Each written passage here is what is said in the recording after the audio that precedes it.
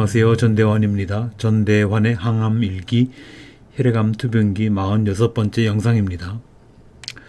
제2차 항암 제6회차 치료를 지난 6월 12일 월요일에 받았다고 말씀드렸죠. 벌써 한 달이 지났네요. 예정대로라면 지난 7월 3일에 제7회차 항암 치료를 받았어야 했지만 항암 치료가 일단 중단된 상태이기 때문에 7월 10일 월요일에 진료만 받고 왔습니다. 진료 결과는 역시 좋았습니다. 그날 피검사를 했는데요. 결과는 모두 괜찮았습니다. 백혈구 수치, 혈색소, 혈소판, 호중구 수치, 혈당, 콜레스테롤, 중성지방 등등 모든 항목이 정상 범위 안에 들어가 있었습니다. 몸무게도 68kg으로 그 전과 비교해서 변화가 없었고요. 다만 혈압을 재봤더니 처음에는 95에서 155까지가 나왔습니다. 보통 80에서 120 사이를 정상이라고 하는데 이건 많이 벗어난 수치지요. 좀 걱정스러운 상태이기는 합니다만 그렇다고 걱정은 하지 않았습니다. 이런 일이 꽤 여러 차례 있었거든요. 그래서 제 나름의 루틴을 따라서 조치를 했죠. 루틴이라고 해봐야 별건 아니고요. 편한 자세로 앉아서 심호흡을 몇 번 하고 30분 정도를 쉬었습니다. 그러고 나서 다시 재봤더니 85에서 123이 나왔습니다. 지극히 정상이죠. 만일 병원에 가서 혈압을 쟀는데 높은 수치가 150을 넘겼다. 이러면 열이면 열 의사들은 혈압약을 먹어야 한다고 겁을 줍니다. 이때 조심해야 돼요. 사람 몸이 얼마나 오묘한지 상황에 따른 대응을 아주 잘 합니다. 혈압을 높여야 할 일이 있으면 즉각 높여주죠. 피를 심장에서부터 콸콸 힘차게 몸끝으로 보내야 할 이유가 생겼기 때문이겠죠. 그렇게 해서 위험을 방지하도록 합니다. 그러다가 위험 상황이 종료되면 또 즉각 정상 혈압을 유지합니다. 제가 병원에 다니면서 또는 집에서 혈압을 꽤 많이 재잖아요. 집에도 혈압계가 있습니다만은. 한두 번 혈압을 재서 수치가 높게 나왔다고 걱정할 필요는 없습니다. 그때 의사의 권고대로 혈압약을 먹기 시작하면 죽을 때까지 혈압약을 달고 살아야 합니다. 물론 혈압이 심하게 높으면 동맥경화나 뇌경색 또는 뇌출혈의 위험 요소가 되기는 합니다만 일시적으로 높았다가 다시 돌아오는 상황이라면 약을 먹을 필요가 없습니다. 이런 경우 약을 먹기 시작하는 순간 몸의 자율기능은 쇠퇴해집니다. 자연치유 능력이 급격히 떨어진다는 것이죠. 그리고 나이가 들면 주름이 생기잖아요. 그게 정상입니다. 개인적인 취향이겠습니다만 왜 TV에 보면 나이가 들었는데도 얼굴이 반들반들한 사람들 있죠.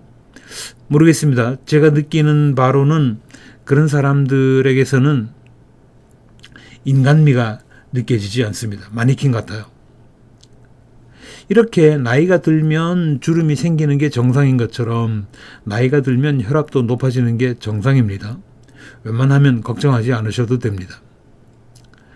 혈압 높은 분들에게 참고로 말씀드리면 제가 의사가 아니니까 제 말을 100% 의존하지는 마시기를 바랍니다. 제 경험에 의하면 혈압이 높이 나오더라도 잠시 편안하게 쉬고 열받을 일을 멀리하면 저절로 내려가더라. 그런 얘기예요. 그래도 걱정된다면 육식을 줄이면 됩니다. 제가 해보니까 육식만 줄여도 혈압 걱정은 안 하셔도 됩니다. 다시 반복합니다. 저는 전문가가 아니에요. 환자입니다. 제 경험을 말씀드리는 것뿐이에요. 그러니까 판단은 여러분이 하시기 바랍니다. 어쨌든 혈압약을 정기적으로 드시면 몸의 탄력성이 떨어집니다. 의욕도 점점 없어집니다. 사는 게 재미가 없어져요. 혈압도 적당히 올라갔다가 내려갔다가 해야 하고 콜레스테롤 수치도 어느 정도 나와야 하고 염분, 나트륨이죠. 염분도 반드시 일정 범위의 수치를 유지해야 합니다.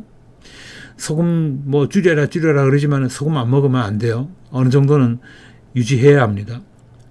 파이프가 나갔으면 파이프를 고쳐야지 수압을 낮춰버리면 아무 일도 안 되잖아요. 항암치료 이야기를 하다가 혈압 이야기로 샜는데요. 제가 요즘 받는 항암치료 비용이 한 번 할 때마다 900만 원입니다. 그 가운데서 제가 부담하는 게 5% 정도니까 한 45만 원 정도 진료비가 나옵니다. 근데 건강보험 심사평가원에서 문제를 제기한 것 같아요. 원인은 잘 모르겠습니다만 이거 과잉치료 아니냐 뭐 그런 거겠죠. 그래서 의사 선생님 하시는 말씀이 병원에서 이의를 제기해 놓은 상태라고 그래요.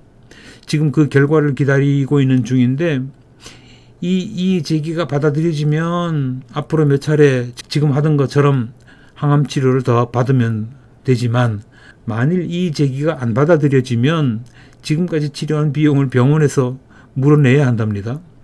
글쎄요, 어느 시점부터 문제가 됐는지는 알 수 없지만 일이 털어지면 적어도 수천만 원은 물어내야 할 판이랍니다. 아마도 병원 측에서 미리 확인하지 않고 늘 하던 대로 했던 게 원인이 아닌가 그렇게 생각합니다. 어쨌든 그건 제가 걱정할 문제는 아니고요. 평가원의 심사 결과 환자 본인 부담률을 100% 적용해야 한다 그러면 항암 치료를 중단할 생각입니다. 제가 확신하건대 항암을 중단한다고 해서 재발하거나 악화되거나 그러지는 않을 것 같아요. 어쨌든 일이 이렇게 돼서 최소 2달 정도는 치료 없이 살아야 합니다. 지금까지 한 달 쉬었는데 아직은 아무런 문제가 없습니다. 컨디션도 좋고요. 기운도 상당히 회복된 상태입니다. 다음 진료는 8월 7일 월요일로 잡혀 있는데요. 그때까지 저는 완전한 방학인 셈입니다. 덕분에 행복한 시간을 지금 보내고 있습니다. 오늘 여기까지 하죠. 고맙습니다. 모두 건강하고 활기차게 하루하루를 보내시기를 바랍니다.